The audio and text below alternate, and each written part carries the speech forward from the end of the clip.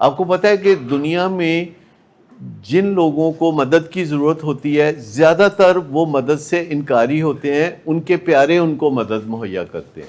اور جو ساتویں عادت ہے کہ وہ سیکھتے رہنا، زندگی کو سیکھتے رہنا۔ جیسے ہم آپ کو کہتے ہیں کہ اے آئی پہ جائیں، اگر آپ کو انٹیلیجنس چاہیے، اگر آپ کو معلومات چاہیے تو آپ گوگل پہ جائیے، لیکن آپ کو اگر انٹیلیجنس چاہیے تو پیشنٹ والی انٹیلیجنس چاہیے، ڈاکٹر والی نہیں چاہیے۔ اگر آپ کو معلومات چاہیے تو پیشنٹ والی معلومات چاہیے، ڈاکٹر والی نہیں چاہیے۔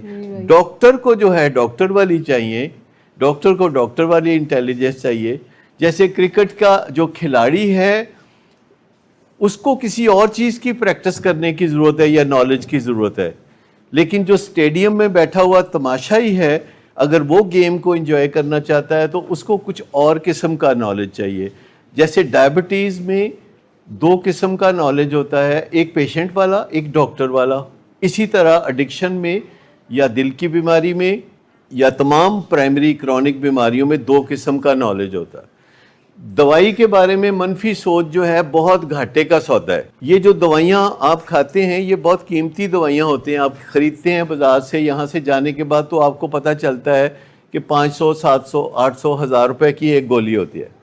تو اس دوائی کے بارے میں اگر آپ نیگیٹو سوچیں گے اور جا کے گوگل پہ سرچ کریں گے یا اے آئی پہ سرچ کریں گے تو یہیں سے سرچ کرنے سے پہلے آپ کا جو بینیفٹ ہے وہ دوائی کا وہ نیچے آنا شروع ہو جائے گا، جو پلیسیبو ایفیکٹ ہے وہ مائنس ہو جائے گا، جو ڈاکٹر ایفیکٹ ہے وہ مائنس ہو جائے گا، اور خالی تھیراپیوٹک ایفیکٹ رہ جائے گا جو دوائی کا اصل اثر ہے جو 33% ہے۔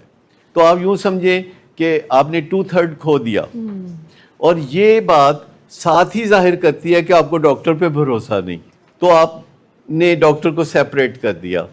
تو جو ڈاکٹر کا کام ہے وہ ڈاکٹر کو کرنے دیں، جو آپ کا کام ہے وہ آپ کریں۔ اور دوائی کے بارے میں کبھی کبھی یہ جا کے پڑھیں کہ یہ دوائی بنی کیسے تھی، بنائی کس نے تھی، اس پہ کتنا پیسہ خرچ ہوا تھا دوائی بنانے پہ۔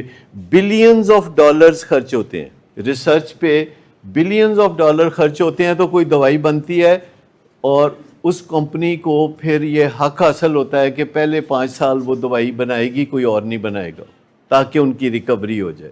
تو دوائیوں کے بارے میں ہمیشہ پازیٹیو رہیں کہ 100 سال پہلے کوئی ایفیکٹو دوائی نہیں تھی، کوئی بلڈ پریشر کی دوائی نہیں تھی، کوئی ڈائبٹیز کی دوائی نہیں تھی، کوئی بائیپولر ڈس آرڈر کی دوائی نہیں تھی، کوئی شکیزوفرینیا کی دوائی نہیں تھی 100 سال پہلے۔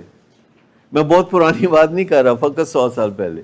تو دوائیاں آنی شروع ہوئیں تقریباً 70 سال پہلے، اور دوائیوں پہ بڑا انویسٹمنٹ کی گئی تو یہ آئیں، اور پہلی دفعہ دنیا میں کانسیپٹ آیا کہ کچھ دوائیاں پرائمری کرونک پروگریسو ڈس آرڈرز کے لیے بھی ہوتی ہیں جو مسلسل چلتی ہیں۔ دوائی کا جو ازلی کانسیپٹ ہے وہ یہ ہے کہ دوائی شروع ہوتی ہے اور ڈیفینیٹلی بند ہوتی ہے۔ پرانا کانسیپٹ یہ ہے کہ جو دوائی آپ کھانا شروع کریں گے پھر وہ دوائی بند بھی ہوگی، اور ابھی بھی انسان ایسے ہی سوچتا ہے۔